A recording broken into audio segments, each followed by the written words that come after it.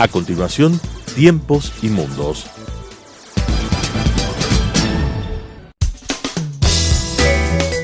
Clasificación A. Apto para todo público.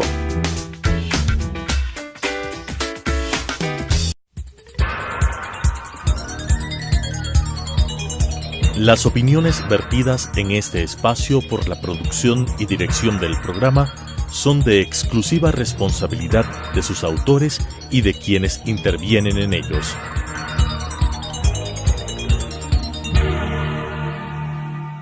Telesucesos Canal 29 UHF presenta Tiempos y Mundos, un análisis de los acontecimientos y las tendencias que en nuestro común planeta se producen día a día, con la conducción de Alan Cathay. Tiempos y Mundos. Tiempos y Mundos pretende explorar hoy día una circunstancia que se ha producido en Oriente Medio a raíz de la decisión del presidente Trump de retirar a su país del acuerdo nuclear suscrito con Irán en 2015, conjuntamente con otros 5 países: Francia, Inglaterra, Alemania, Rusia y China, que habían logrado lo que en ese momento se consideró un gran éxito diplomático al desactivar un posible foco de conflicto en la zona, logrando que Irán acepte desactivar su programa nuclear orientado presumiblemente a enriquecimiento de uranio con fines non santos, y a cambio de levantar las sanciones económicas que duramente habían afectado a la República de Irán a lo largo de los años de su aplicación. La decisión del presidente Trump crea un escenario diferente, un escenario distinto, y con Jorge Ortiz vamos a analizar ese escenario. Bienvenido, Jorge. Gracias, Alan. Como siempre, un placer contigo. Para mí un gusto estar aquí. Sí, la situación es muy grave, sobre todo porque estamos hablando de países que tienen armas nucleares, una región que está nuclearizando. O sea, nosotros vemos la guerra en Siria, cumplió ya 7 años, y claro, podemos ver el conflicto siendo un conflicto muy grave, muy explosivo, con muchísimos cientos de miles de muertos y millones de refugiados, pero podemos ver todavía como un problema lejano, está ahí enfocado en la Mesopotamia. En este caso no, porque estamos hablando de países que están armados con bombas nucleares, ¿no? Irán todavía no, aparentemente, pero Israel sí. Israel está rodeado con demasiados países hostiles, y el momento que Israel se sienta amenazado en su supervivencia, puede reaccionar con armas nucleares. Estamos hablando de un conflicto que se escapa del Oriente Medio y puede llegar a afectar al mundo entero. Así lo veo, efectivamente, Jorge. La preocupación crece, las declaraciones que se están dando son explosivas. El ministro de Educación israelí, a raíz del triunfo de Hezbollah en las elecciones que se celebraron en Líbano ahora recién, esta semana que pasó, a los 9 años, y el ministro dice que con el triunfo de Hezbollah, Israel considera indivisible al Estado libanés con Hezbollah. Por lo tanto, considerando a Hezbollah un movimiento terrorista, debemos colegir pues que considerar al Líbano como un Estado terrorista, con todas las implicaciones que esto significa. Claro que a lo largo de la historia del Estado de Israel, 70 años, con frecuencia el ejército israelí ha entrado profundamente en territorio libanés, ¿no? La carretera a Beirut ha sido constantemente ocupada. Incluso hubo una época en que había unas falanges cristianas en el Líbano, que eran de alguna manera auspiciadas o financiadas o tal vez incluso armadas por Israel. Israel hoy puede sentir la tentación de neutralizar al Líbano en una frontera común que tienen, que es una frontera muy inflamable. Y eso puede desencadenar problemas, porque obviamente en el mundo árabe hay este momento una sensación de poder que antes no tenían, y pueden sentirse que están en capacidad ya de desafiar a Israel. Claro, Israel tiene otra tecnología, otras armas, y tiene la necesidad de supervivencia, y entonces, claro, todo eso tiene los nervios muy a flor de piel, y eso puede estallar. El problema ahí es hasta dónde Irán está dispuesto a llevar su desafío hoy, ¿no? Lo que ha hecho el presidente Trump no es ciertamente lo más atinado. El presidente Trump es un populista, y como todos los populistas, y aquí lo padecimos durante 10 años y medio, los populistas son tipos desenfrenados, son tipos que por su popularidad, que por su poder, son capaces casi de cualquier cosa. ¿A dónde podrá llegar la situación en el Oriente Medio, ¿no? El presidente Trump denuncia el acuerdo nuclear con Irán, el firmado en Viena en 2015, y este momento deja de alguna manera a Irán con las manos libres para que reanude, si es que en realidad reanude su proyecto, su programa nuclear, y ya no con fines de producir electricidad o simplemente energía, sino que, como tú decías, a enriquecer uranio y eventualmente armar bombas atómicas. ¿Estará dispuesto Irán a hacerlo ya? ¿Y cuál será la respuesta de Israel? Todo eso es potencialmente explosivo. Claro, mira, anoche, sin ir más lejos, anoche se produce un intercambio de misiles. Son lanzados varios misiles desde Siria hacia Israel, a los Altos del Golán. A los Altos del Golán, y hay una respuesta muy dura de parte de Israel con un lanzamiento de misiles y ataques aéreos que no tiene parangón con nada de lo sucedido en los últimos años. Es decir, Israel, como tú dices, está viendo una amenaza real para su existencia. Otro ministro israelí, creo que en este caso fue el de Energía, amenazó hace unos días a Hafez al-Assad con que lo destituiría más o menos del cargo si es que él permitía que el ejército iraní construya en Siria una base, una plataforma de lanzamiento de ataques a Israel, ¿no? Claro. Ahora Hafez al-Assad está, Bashar al-Assad está en este momento de alguna manera blindado en Siria, tanto por los iraníes como por los rusos. Entonces la cosa es un poco más complicada, y eso precisamente hace que la situación sea más explosiva, porque en este momento cualquier incursión israelí en Siria no es contra Siria, es eventualmente contra Irán e incluso contra Rusia. ¿Cuál podrá ser la reacción? Irán ciertamente se siente maltratado por la decisión de Trump. Irán sintió que estaba declinando su programa nuclear, con la garantía de Francia, Gran Bretaña, Alemania, Rusia y China, a cambio de asegurarse, de tener asegurada su supervivencia y la supervivencia de su régimen revolucionario islámico chiita. El momento que Trump denuncia ese tratado, Irán puede decir: nos están amenazando, porque esta denuncia no es simplemente para renegociarlo, es una denuncia que puede ser un acto hostil, y por lo tanto nosotros tenemos que ganarles de mano. ¿Hasta dónde puede hacerlo Irán? ¿Cuándo? ¿Contra quién? ¿Solo contra Israel? El tema es peligroso. Sí, yo creo que habría que analizar un poco más a fondo el tema de una nueva realidad geopolítica, que es la que se está produciendo, ¿no? Yo creo que esta nueva realidad geopolítica, esta franja chiita que se está extendiendo en este momento desde la meseta irania hasta el Mediterráneo oriental, es un factor geopolítico completamente nuevo en relación a lo que en el pasado habíamos visto. Es decir, esta es una nueva realidad geopolítica que se ha producido. Gobiernos chiitas alineados básicamente con Irán en Irak, en Siria, y ahora con las divisiones en Líbano, ¿no? Y con el peligro que en cualquier momento la mayoría chiita también intente algo en Bahrein, con lo cual se consolidaría un bloque chiita muy enfrentado al bloque sunita encabezado por Arabia Saudita. Y Arabia Saudita obviamente también siente que ellos no tienen armas nucleares, no tienen un programa nuclear, pueden tener la tentación de empezar su propio programa nuclear, con lo cual la nuclearización del Oriente Medio podría ser una amenaza para la paz e incluso para la supervivencia del mundo entero. Sí, de hecho el ministro de Defensa, me parece, saudí, hizo una declaración ayer en el sentido de justamente el que tú mencionas, de que Arabia Saudí va a empezar a realizar su propio camino para encontrar una defensa nuclear en caso de que fuera amenazado por Irán en este caso, ¿no? Claro. Pues sí, esta situación geopolítica nueva es una situación inédita, y resulta complicado su análisis por todos los factores que lleva detrás. Es decir, la situación sunita se vuelve un poco dramática, ¿no? Claro. Separados de su principal valedor hasta hace algunos años, como era Turquía, con una Turquía que ya mayor interés en el sur, excepto por el tema kurdo, no tiene. Claro.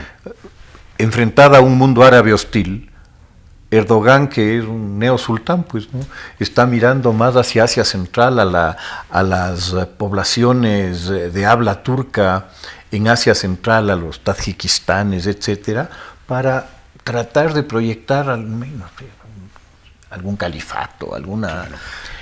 Yo creo que fue muy torpe la decisión del presidente Trump. Creo que está guiado por cálculos políticos internos. Tiene elecciones de renovación total de la Cámara de Representantes y de un tercio del Senado. En noviembre los republicanos hoy tienen el control de las dos cámaras, pueden perder ese control. Y entonces el presidente Trump está funcionando en clave interna, pensando en sus resultados electorales en noviembre, porque además está en juego su impeachment, ¿no? La posibilidad de que sea enjuiciado políticamente. Si él logra mantener o retener el control de las dos cámaras, casi está asegurado que terminará su mandato y que podrá llegar con fuerza a un intento de reelección.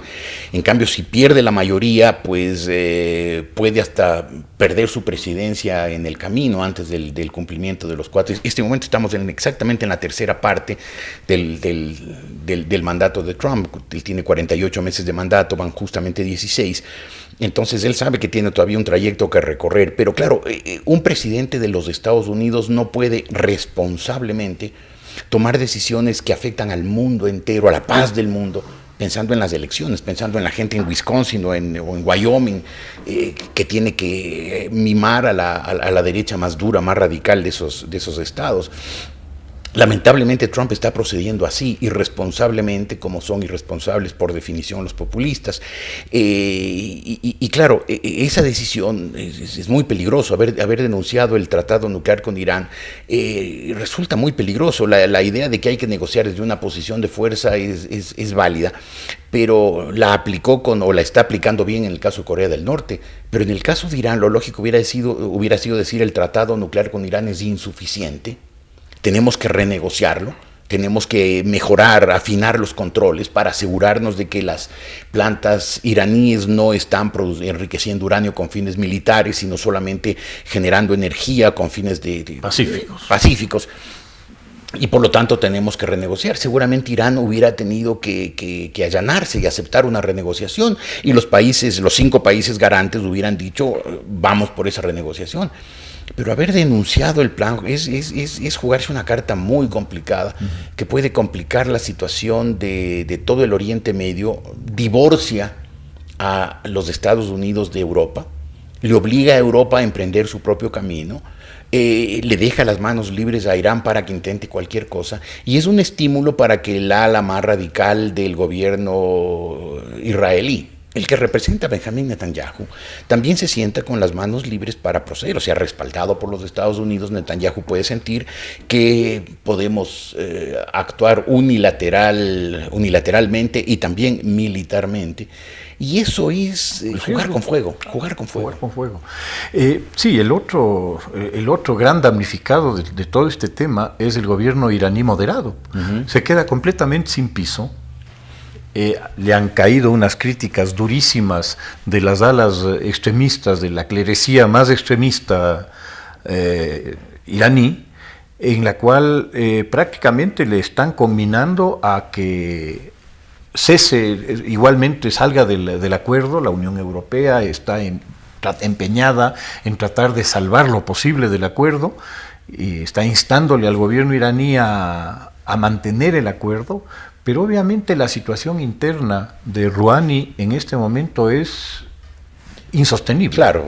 Insostenible. Va a tener que adoptar las posiciones que tenía el presidente anterior, Ahmadinejad, porque en esa posición, en este momento, frente al verdadero poder político de Irán, que son los clérigos, claro, los clérigos chiitas, pues él está en una situación muy débil. Ahora, claro, ¿hasta dónde se puede llegar a un enfrentamiento, ¿no? Yo creo que la Guerra Fría, en medio de todos los males que causó, dejó una buena enseñanza, que es el equilibrio del terror. De gana nos vamos a enfrentar, si al final vamos a perder todos. Y yo creo que en el Oriente Medio deberían pensar todos los países del área que en un conflicto perderían todos, y que es preferible pues no escalar las cosas. Y que este momento, ese intercambio de misiles entre iraníes e israelíes en territorio sirio, puede ser lo máximo hasta donde se puede llegar. Que si se da un paso más allá, es tratar de apagar el incendio con gasolina. Sí, justamente hay una declaración del vocero del ejército israelí que informa de estos ataques que ha lanzado Israel sobre Siria, sobre las bases iraníes en Siria, en la cual él dice expresamente que no hay ninguna intención de parte de Israel de escalar el conflicto.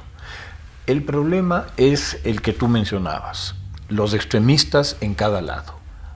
Como el gobierno de Israel tiene algunos de estos extremistas, no faltaron las declaraciones que cité hace un momento del ministro de Educación y del ministro de Energía, ¿no? Que son incendiarias, por decirlo menos, pues, ¿no? Son declaraciones agresivas,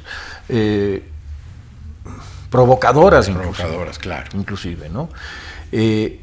Yo no sé la visión que al interior de Irán se tenga. El tema interno sé que es extremadamente complicado en lo económico, que hay un gran desencanto de la población iraní con el régimen que realmente está conduciendo al país a situaciones de una hiperinflación terrible. Hay voces que lo comparan con Venezuela. Y en Irán hay una clase media muy extensa, educada, lectora, que obviamente tiene unos requerimientos, y que el momento que la situación económica empieza a desplomarse, pues puede reaccionar mal, y todos esos detalles como que no los pensó Trump al tomar esas decisiones, ¿no? Y yo creo que el presidente francés, Emmanuel Macron, está haciendo un esfuerzo muy significativo y valioso para tratar de salvar el acuerdo nuclear con Irán, con el apoyo de la canciller Angela Merkel, pero un acuerdo de ese alcance global sin los Estados Unidos muy complicado. Es muy complicado, es patojo. Lo mismo que pasó con el acuerdo transpacífico. El momento que se salieron los Estados Unidos, pues el acuerdo quedó, sí, agárrate de la brocha que te retiro la escalera, ¿no? El acuerdo quedó en el aire. Sin base. Y hay la ley de gravedades, por mucho que no nos guste, funciona. Inevitable. Y si te agarraste de la brocha y no hay la escalera, te vas de bruces. Y esos acuerdos, tanto el Transpacífico como el acuerdo con Irán, están desplomándose. Esta semana, hasta para el Oriente Medio, que ya es una zona complicada, ha sido una semana y va a ser todavía más complicada, ¿no? Hubo el tema de las elecciones en Líbano, el tema, la próxima semana, del aniversario, el 70 aniversario de la creación de Israel, y el traslado, al menos simbólico en este momento, de la embajada de los Estados Unidos de Tel Aviv a Jerusalén, ¿no? Ese traslado que, de hecho, es el reconocimiento implícito de la capitalidad de Jerusalén para Israel y el desconocimiento implícito de cualquier aspiración palestina a una similar condición en el Jerusalén oriental, ¿no? Y además transgresor de acuerdos expresos de las Naciones Unidas. ¿No? El primero, el acuerdo de noviembre del año 47, el 1981, de la declaración de Jerusalén como capital, como ciudad internacional, ¿no? Capital de ciudad santa para tres religiones, para las tres grandes religiones monoteístas. Y además, posteriormente, especialmente después de la guerra del año 67, también se acordó lo mismo, ¿no? Que Jerusalén tenía que ser una ciudad internacional y que por lo tanto no puede ser la capital, la capital del Estado de Israel. Administrativamente, políticamente, Israel funciona con Jerusalén como la capital y eso no les puede quitar nadie, pero que haya otros países, en este caso los Estados Unidos de Trump, y creo que hay que decir los Estados Unidos de Trump porque los Estados Unidos han sido muy respetuosos previamente de esa situación, deciden reconocer a Jerusalén. Eso crea Eso crea una tensión muy, muy peligrosa en la cual no gana nadie. Ese es el problema. Porque ¿qué se gana con este gesto simbólico de mover las embajadas allá? Nada. Es nuevamente jugar al juego interno, ¿no? Claro, exasperar, porque obviamente a todos los países del mundo árabe se van a sentir agredidos, ofendidos. No solamente Jordania, que tuvo algún momento el control de Jerusalén Oriental, sino los libaneses, los sirios, los iraquíes que se enfrentaron en guerras con Israel y que lograron por lo menos que la comunidad internacional a través de las Naciones Unidas estableciera la situación de Jerusalén como capital internacional. Entonces es un gesto peligroso, pero es un gesto vacío, pero claro, con consecuencias que no sabemos hasta dónde pueden llegar. Y nuevamente la lectura sería que está dirigida al consumo interno en los Estados Unidos, claro, a los grupos cristianos extremos que apoyan esta posición y al poderoso lobby judío que obviamente verá con gran satisfacción dos cosas, ¿no? El uno, el reconocimiento de la capitalidad de Israel, y dos, las sanciones que se volverán a aplicar a Irán una vez salido Estados Unidos del acuerdo. Claro, los presidentes de los Estados Unidos tienen que hacer ese difícil equilibrio entre sus necesidades políticas, electorales internas y su condición de primera potencia del mundo. Entonces tienen que moverse en ambos sentidos. No pueden tomar decisiones solamente pensando en el liderazgo mundial de los Estados Unidos, porque eso les puede costar votos internos. Pero tampoco pueden pensar solamente en sus necesidades electorales internas a costa de sacrificar una estabilidad mundial. Con Trump, populista, estamos viendo eso, ¿no? El tipo sacrifica la posición de los Estados Unidos en el mundo, un equilibrio que de alguna manera, con ciertas variaciones, pero se ha mantenido prácticamente incólume desde el año 45, cuando terminó la Segunda Guerra Mundial. Está sacrificando en función de su propia permanencia política, de su propio poder interno, de que los republicanos ganen las elecciones del próximo año para tener el control de las dos cámaras y él esté libre, blindado contra cualquier juicio político. Peligrosísimo. Los Estados Unidos, como una potencia y en general las potencias mundiales, tienen una responsabilidad planetaria que no pueden renunciar y que tienen que hacer ese equilibrio delicado, sutil, difícil, pero indispensable entre sus necesidades políticas internas y las necesidades de cumplir su papel de potencias mundiales, sus responsabilidades globales. Creo que nos faltaría analizar el otro operador político internacional en la zona, que obviamente es Rusia. El juego de Rusia en la guerra siria ha sido decisivo. De hecho, yo me atrevería a decir que el presidente Assad, más que un victorioso líder, es un sobreviviente líder. Sí. Sobrevivió a una hecatombe como la que se produjo en Siria, pero como que queda en condición de rehén de dos inquietantes amigos, pues, ¿no? Que el uno es Rusia y el otro es Irán. Claro. Y obviamente con una deuda enorme, porque les debe a ellos su existencia y su supervivencia.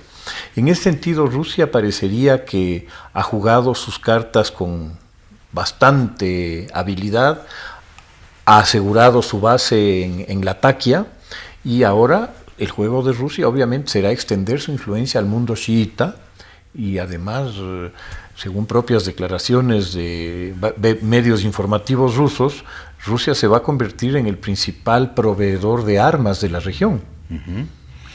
Claro, el presidente Vladimir Putin tiene claro que Rusia debe recobrar el esplendor imperial que tuvo en los años soviéticos, ¿no? Claro, hay varios elementos que le impiden a Rusia ser una potencia la economía global. Primero, la economía, sin duda. Y en segundo lugar, hoy es un país más. Entre el año 49 y el año 89, ¿no?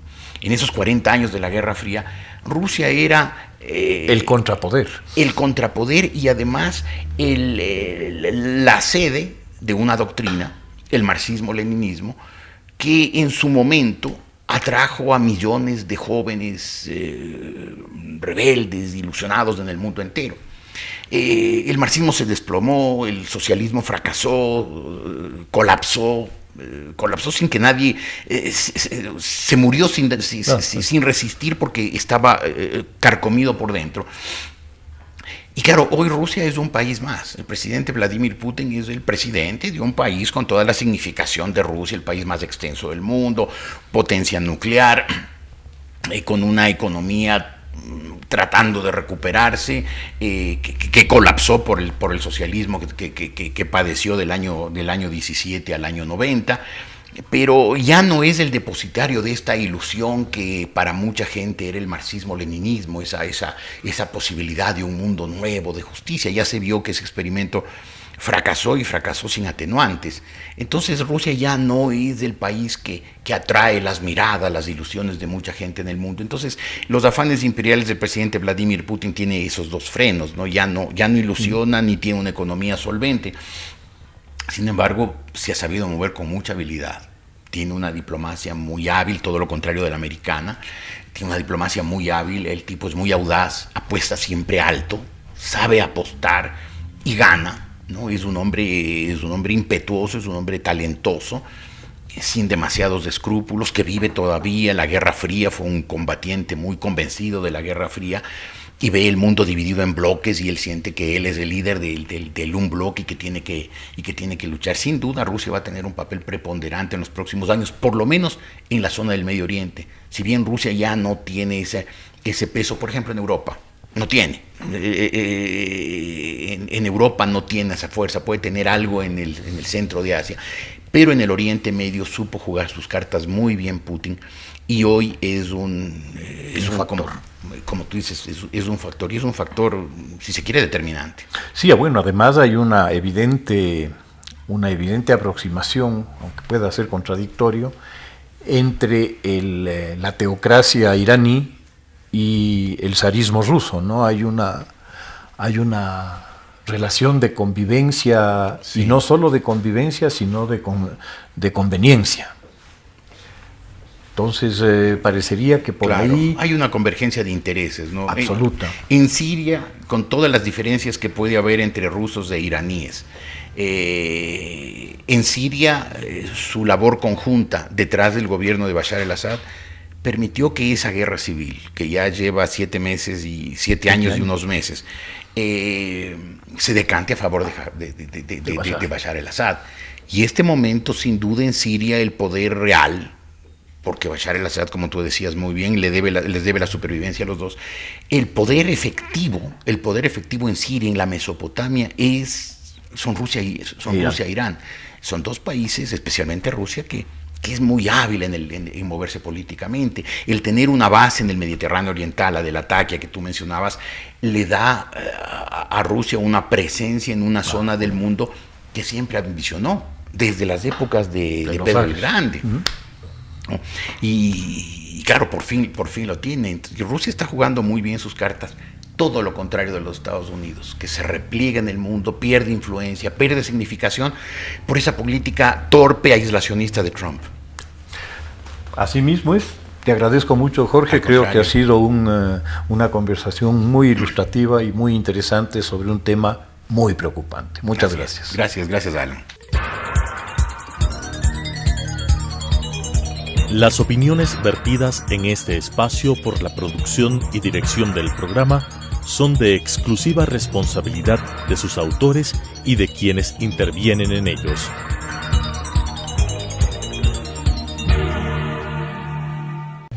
Telesucesos Canal 29 UHF presentó Tiempos y Mundos, un análisis de los acontecimientos y las tendencias que en nuestro común planeta se producen día a día, con la conducción de Alan Cathay.